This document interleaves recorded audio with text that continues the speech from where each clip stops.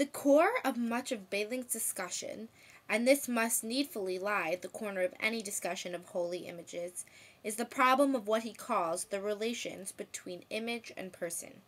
He cannot bring himself to call it the problem of inherence. Inherence comes about as a result of the conflation between image and person, between representation and what is represented on it, between, and here the old terms in my opinion are most useful of all, between image and prototype. David Friedberg writes these words in his essay Holy Images and Other Images when discussing how specific images become tied to a specific person or persons, and how once identified in this manner, the two subjects, image and the carrier of the image, are merged together. When I was in high school, I became suddenly aware of how a new fashion trend that was sweeping the student population: the presence of the cross in jewelry and on articles of clothing. At first, I was surprised at this new trend. I had never particularly noticed the crucifix being so widely represented. But the more I paid attention, the more I saw the cross being worn by every one of my classmates, regardless of their religious beliefs. Naturally, I came home to my mom asking to go shopping at a store so I could buy some new clothes. I did not tell her what I specifically desired. Once we got there, my mother was shocked that I, a girl who was raised Jewish, would want to wear the cross. I tried to explain to her my reasoning, but she wouldn't have it. I was instructed never to wear a cross, as it did not symbolize my religious beliefs.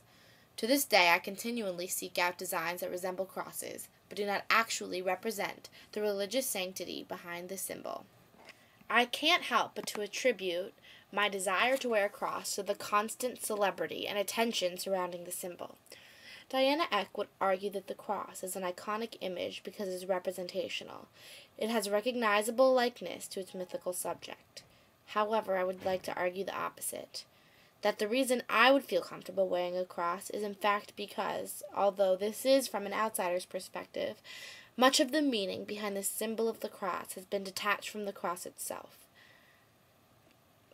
Seeing public figures whom I assume don't abide by the religious law, like Anna Nicole Smith, Kevin Federline, and Nicole Richie, where begins the detachment of the symbol from its meaning.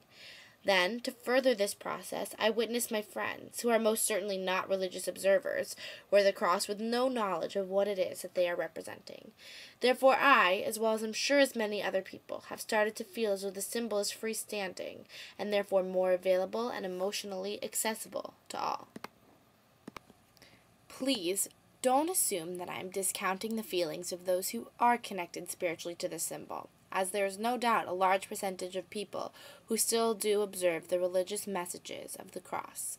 I simply wish to point out how consumerism and popular culture has affected part of the image and its sense of aura, if you will. If you combine Benjamin and Friedberg's arguments, it becomes clear that the mass-produced icon of the cross has allowed different populations to receive a different aura of the image. As a result, it carries different meanings to those around, and furthermore, challenges religious sanctity. In conclusion, I feel that Friedberg was absolutely correct in his assessment of the holy image.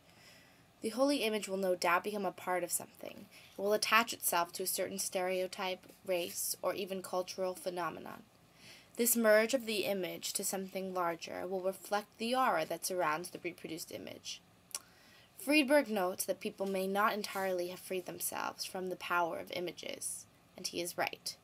People have not, nor in my belief will ever free themselves from the power of images. They will simply allow the power to shift.